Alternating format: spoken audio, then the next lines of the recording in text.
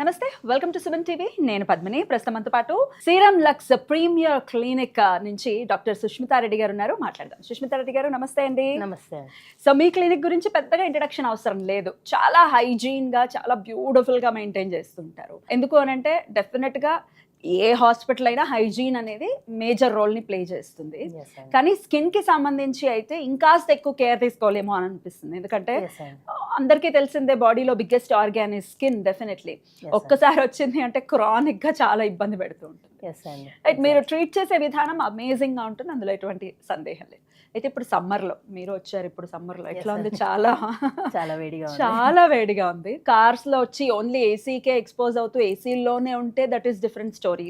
కానీ మామూలు సామాన్యులను చూసుకుంటే బైక్స్లో వెళ్తూ ఉంటారు, బస్సుల్లో ట్రావెల్ చేస్తూ ఉంటారు. సో స్కిన్ మీద చాలా ఇంపాక్ట్ని చూపిస్తుంది. ఈ సన్కి ఎక్స్పోజ్ అయినప్పుడు డెఫినెట్గా స్కిన్ డార్కెన్ అయిపోవటం, ట్యాన్ అయిపోవటం ఇట్లాంటివి జరుగుతూ ఉంటుంది. మీ క్లినిక్ నుంచి ఎట్లా దాన్ని ట్రీట్ చేస్తారు? అసలు కేర్ ఎలా తీసుకోవాలి సమ్మర్లో? సో సమ్మర్లో కాస్మెటికల్లీ అయితే ట్యానింగ్ ప్రాబ్లమ్స్ చాలా ఉంటాయి. అది కాకుండా సమ్మర్లో ఇన్ జనరల్గా కూడా డస్ట్ ప్రాబ్లం కూడా హెవీగా ఉంటుంది. సో దానివల్ల స్కిన్ అనేది డ్యామేజ్ అవుతుంది. అండ్ పొల్యూషన్ అంతటి వల్ల కూడా హెయిర్ అనేది కూడా బాగా డ్యామేజ్ అవుతుంది. సో ఈ ఎక్సెసివ్ హీట్, ఎక్సెసివ్ టెంపరేచర్ వల్ల హెయిర్ అనేది చాలా డ్యామేజ్ అవుతుంది. అండ్ స్కిన్ అనేది ఎలా అంటే ట్యానింగ్ అయిపోతుంది, లోపల నుంచి పిగ్మెంట్ అంతా కూడా యాక్టివేట్ అయిపోతుంది. అండ్ అలా కాకుండా కొంతమందికి రెడ్నెస్ ప్రాబ్లమ్స్, లేదంటే సన్ ఎలర్జీ ప్రాబ్లమ్స్, సోలార్ అటికేరియా అంటాం. సో అలాంటివి కూడా సన్ కి ఎక్స్పోజ్ అవ్వగానే దద్దుర్లు వచ్చేస్తాయి. సోలార్ అటికేరియా, ఇంకా పిఎంఎల్ఏ, అదొక రకమైన ఆటో ఇమ్యూన్ లాంటి ర్యాష్ వచ్చేస్తుంది. ఫేస్ ఎక్కడెక్కడ ఎక్స్పోజ్ అవుతారో అక్కడక్కడ మాత్రమే ఆ ర్యాష్ వస్తుంది. సో ఇలా మల్టిపుల్ ప్రాబ్లమ్స్ ఉంటాయి. మెయిన్గా వచ్చేసి డీహైడ్రేషన్ ప్రాబ్లం కూడా హెవీగా ఉంటుంది. So hydration is very important. And protection, hats పెట్టుకోవడం కానీ, గాగుల్స్ పెట్టుకోవడం కానీ, ఖచ్చితంగా సన్ స్క్రీన్ రాసుకోవడం. సన్ స్క్రీన్ అనేది నా క్వశ్చన్. డెఫినెట్లీ ఇప్పుడు మార్కెట్ లో మనం చూస్తుంటే చాలా కెమికల్ బేస్డ్ సన్ స్క్రీన్స్ వస్తున్నాయి. SPF ఎంత ఎక్కువ ఉంటే దాని ప్రైస్ కూడా అంత ఎక్కువగా వస్తుంది. ఇంపోర్టెడ్ సన్ స్క్రీన్స్ అని అంటున్నారు. దేన్ని ఆప్ట్ చేసుకోవాలో తెలియనటువంటి ఒక కన్ఫ్యూజన్ లో ఉన్నాం. So SPF as a doctor, SPF ఎంత ఉండాలి మనం స్కిన్ కి సంబంధించి తీసుకునే మాయిశ్చరైజర్ ఆ క్రీమ్ లో? ఒక 10 years బ్యాక్ తీసుకుంటే కనుక SPF 30 వరకు సరిపోయేది. ఇప్పుడు ఏంటి అంటే SPF 50 నుంచి తీసుకుంటే బెటర్. SPF 50? SPF 50 ఉంటుంది, 55 ఉంటుంది, 80, 100 కూడా ఉంటుంది. ఈ SPF కంటే కూడా మన ఇండియన్ టెంపరేచర్స్ లో PA+++ అని ఉంటుంది. ఆ 4+, 5+ ఏదైతే మనం బాటిల్ పైన చూస్తామో అది మనకి చాలా ఇంపార్టెంట్, తీసుకోవచ్చు అది. సో ఇది ఎక్కువ ఉంటే మనకి ఏంటంటే UVA, UVB and all kind of radiation నుంచి, all kind of sun damage నుంచి మన స్కిన్ ని మనం ప్రొటెక్ట్ చేసుకోవచ్చు. మరి మార్కెట్ లో డిఫరెంట్ ప్రోడక్ట్స్ ఉన్నాయి, డిఫరెంట్ కంపెనీస్ కి సంబంధించిన క్రీమ్స్ అనేవి అవైలబుల్ గా ఉన్నాయి. మరి స్కిన్ లోకి మనం ఏదైతే స్కిన్ మీద అప్లై చేస్తామో అది లివర్ మీద కూడా ఇంపాక్ట్ ని చూపిస్తుంది. ఆబ్వియస్ గా వెళ్ళిపోతుంది కదా లోపలికి. ఏది బెటర్ గా తీసుకోవచ్చు? అంటే chemical ingredients, chemical sunscreens అనేవి డిఫరెంట్ ఉంటాయి. సో అవి మాత్రమే కొంతవరకు స్కిన్లోకి అబ్జర్వ్ అయ్యే ఛాన్సెస్ ఉంటాయి. అండ్ అది కూడా మనం ఎంత ఏరియా బాడీ పైన అప్లై చేస్తున్నాం అన్న దాన్ని బట్టి అది డిపెండ్ అయి ఉంటుంది. సో ఇండియన్స్ ఏంటి అంటే మ్యాక్సిమం హ్యాండ్స్కి, ఫేస్కి అలా అప్లై చేసుకుంటారు కాబట్టి అంత ఇంటర్నల్గా ఏం ఎఫెక్ట్ ఉండదు. అండ్ క్రానిక్గా కెమికల్ సన్ స్క్రీన్ వాడితేనే అలాంటి ప్రాబ్లం ఉంటుంది, కానీ otherwise sunscreen is very safe. Right. Skin కి సంబంధించి రకరకాల ఇబ్బందులతో లైక్ సోరియాసిస్ కానీ, ఎగ్జిమా కానీ, లేకపోతే అర్టికేరియా కానీ, ఇటువంటి సమస్యలు ఆల్రెడీ ఉన్నాయి. ఉన్న వాళ్ళు మరి ఎటువంటి క్రీమ్స్ని మనం పెట్టుకోవచ్చు అనుకో ఈ సమ్మర్లో? So psoriasis is completely different అండి. అది auto immune condition. And eczema is also completely different. And solar urticaria ఏంటి అంటే ఇట్స్ కైండ్ ఆఫ్ ఎలర్జీ. ఇది ఏంటి అంటే సన్ రేస్ పడగానే వీల్స్ అని అంటాము, కామన్ లాంగ్వేజ్ లో హైవ్స్ అని అంటాం. సో దద్దుర్లు లాగా వచ్చేస్తుంది. అండ్ స్పెసిఫిక్ గా ఏదైనా డైరెక్షన్ లో రాయడం కానీ, గీకడం కానీ చేస్తే అదేలాగా కూడా దద్దులు వస్తాయి. సో డర్మోగ్రఫిజం అంటాం. సో ఇవన్నీ 3 things వచ్చేసి డిఫరెంట్ అండి. సో 3 things కి approach is different. And psoriasis లో కూడా క్రానిక్ వేరే ఉంటుంది, టైప్స్ ఉంటాయి. సో దానికి ప్రకారంగా అది ఎటువంటి ఆటో ఇమ్యూన్ కండిషనో సో అలా మనం మెడికేషన్ ఇవ్వడము, చాలా అడ్వాన్స్డ్ మెడికేషన్స్ ఉన్నాయి. హా. సో అవన్నీ పెట్టుకుంటాము. అండ్ ఎగ్జిమా ఏంటి అంటే ఇంకా అది కొంచెం క్రానిక్ కండిషన్. క్రానిక్ అది ఇంకా మెయిన్ గా వింటర్స్ లో ఎక్కువ అగ్రవేట్ అగ్రవేట్ అవుతుంది. అవుతున్నా. సో ఎగ్జిమా వరకు అయితే సమ్మర్ లో అంత ప్రాబ్లం ఉండదు. ఈవెన్ సోరియాసిస్ కూడా అదే చెప్తారు, సమ్మర్ లో అంత పెద్ద ఇంపాక్ట్ ఏమి ఉండదు. కదా? ఎప్పుడైతే వింటర్స్ వస్తుందో ఆ టైంలో స్కేలీ లీజన్స్ మెయిన్ గా ఎల్బోస్, నీస్ దగ్గర ఎక్కువ అవుతుంటాయి. కరెక్ట్, రైట్ అండి. అయితే ఈ మధ్య కాలంలో మేము వింటున్నాము పీకో లేజర్ అనేది వింటూ ఉన్నాము. ఏంటి పీకో లేజర్? మరి ఈ పీకో లేజర్ వల్ల స్కిన్ మీద ఎటువంటి ఇంపాక్ట్ ని చూపిస్తుంది అది ఒకసారి? సో పీకో అంటే ఇట్స్ లేజర్. ఇప్పుడు లేజర్ టోనింగ్ అన్నా పీకో టోనింగ్ అన్నా సేమే, కాకపోతే దీనికి స్పెసిఫిక్ గా పీకో అని ఎందుకు పేరు వచ్చిందంటే అది ఏ సెకండ్ లో మన బాడీని హిట్ చేస్తుంది, ఏ సెకండ్ లో ఆ మెలనిన్ ని టార్గెట్ చేస్తుంది అన్న దాన్ని బట్టి ఆ పేరు వచ్చింది. సో ఈ పీకో టోనింగ్ లో ఏంటంటే పీకో సెకండ్స్ లో మనల్ని లేజర్ హిట్ చేస్తుంది. సో ఈ హిట్ చేసినప్పుడు టైనియెస్ట్ మెలనిన్ పార్టికల్ కూడా డిస్రప్ట్ అయిపోతుంది, దాన్ని ఈవెన్చువల్ గా బాడీ తీసేస్తుంది. సో అలా లైట్నింగ్ అనేది చూడొచ్చు, lightning of the pigmentation, lightning of skin. So ఈ పీకో టోనింగ్ ఏంటి అంటే మెయిన్ గా ట్యానింగ్ అప్పుడు, ఓకే, లేదు అంటే మంగు మచ్చలు ఉంటాయి కొంతమందికి, మెలాస్మా ప్రాబ్లమ్స్ ఉంటాయి ఆ మెలాస్మా కండిషన్స్ లలో.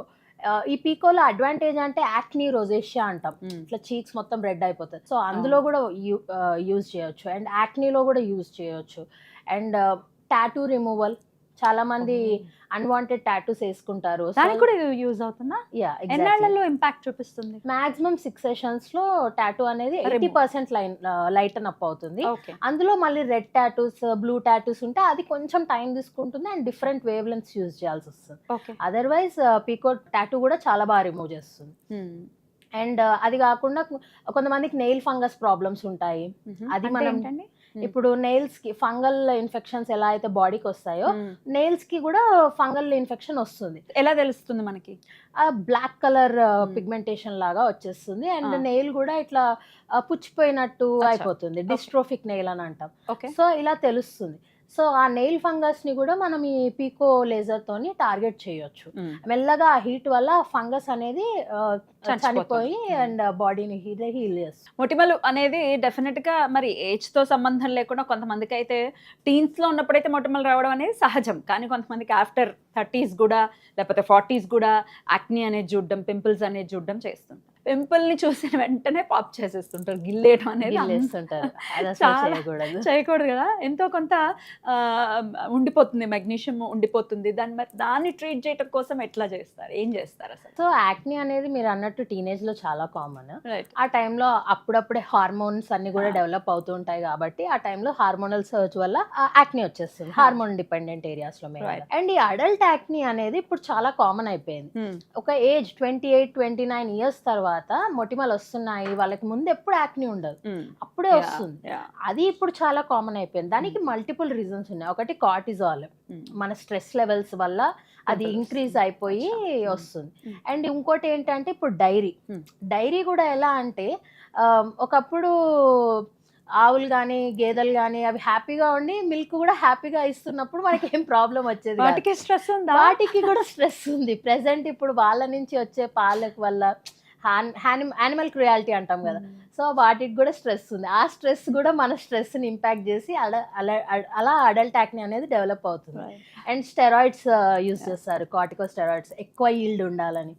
సో అవన్నీ కూడా మన బాడీలో ఉండే హార్మోన్స్ తో ఇంటరాక్ట్ అయ్యి మెయిన్ గా హార్మోన్ డిపెండెంట్ ఏరియా, ఈ చిన్ కానీ చీక్ కానీ ఇక్కడ చిన్న అండ్ ఫోర్ హెడ్ కూడా ఆఫ్ కోర్స్. సో ఈ ఏరియాస్లలో బాగా ఎక్కువ యాక్నీ వస్తుంది. సో డాండ్రఫ్ కూడా ఫేస్ మీద ఒకవేళ పడినా కూడా పింపుల్స్ లాగా మారిపోతాయని కూడా వింటూ ఉంటాం, ఎంతవరకు కరెక్ట్ డాక్టర్ గారు? ఎస్ అండి. సో డాండ్రఫ్ ఏంటంటే ఫ్లేకీగా ఉంటుంది. సో మనకి ఇక్కడ ఫోర్ హెడ్ పైన మెయిన్ దాని ఇంపాక్ట్ ఎక్కువ చూపిస్తుంది. ఈ ఫోర్ హెడ్ పైన అది ఫ్లేక్స్ పడినప్పుడు సన్నగా కొమడోన్స్ లాగా స్టార్ట్ అవుతాయి. ఫస్ట్ బంప్స్ అంటాం, సో అవి బంప్స్ ని కొమడోన్స్ అంటాము. ఆ బంప్స్ లాగా స్టార్ట్ అవుతుంది, అది మెల్లగా ఇన్ఫ్లేమ్ అయ్యి పింపుల్ లాగా మారుతుంది. And at the same time అదే డాండ్రఫ్ బ్యాక్ పైన పడితే బ్యాక్ కూడా చాలా సీబమ్ డిపెండెంట్ ఏరియా, సో అక్కడ కూడా ఈ డాండ్రఫ్ ఫ్లేక్స్ పడి అది అంతా కూడా యాక్నీ వచ్చేస్తుంది. So dandruff control is very important. And చాలా మంది ఏమనుకుంటారంటే ఒక 4 weeks యాంటీ డాండ్రఫ్ ట్రీట్మెంట్ వాడంగానే సరిపోతుంది అనుకుంటారు, కానీ వన్స్ డాండ్రఫ్ వచ్చిందంటే obviously 4 to 8 weeks aggressive treatment use చేయాలి. Right. బట్ దాని తర్వాత వీక్లీ వన్స్ అన్న మెయింటెనెన్స్ యూజ్ చేయాలి. సో యాంటీ డాండ్రఫ్ షాంపూస్ కానీ లోషన్స్ కానీ వాళ్ళు ఏవైతే వాడుతున్నారో అది అట్లీస్ట్ వీక్లీ వన్స్ రెజిమెన్ పెట్టుకుంటే అది లైఫ్ టైం కంట్రోల్ అవుతుంది. సో వన్స్ ఒకసారి డాండ్రఫ్ ప్రాబ్లం వచ్చిందంటే it's for life time. Right. So life time అలా మెయింటైన్ చేసుకుంటూ ఉంటే బెటర్. చాలా బ్యూటిఫుల్గా ఎక్స్ప్లెయిన్ చేశారు. సమ్మర్లో డెఫినెట్గా ఎక్కువ కేర్ తీసుకోవాల్సినటువంటి అవసరం ఉంటుంది. హైడ్రేషన్ అనేది మేజర్ రోల్ని ప్లే చేస్తుంది స్కిన్ బ్యూటిఫుల్గా ఉండటానికి, లేకపోతే చక్కగా మాయిశ్చర్తో కనిపిస్తూ చాలా బాగుండటానికి, అంతే కదా.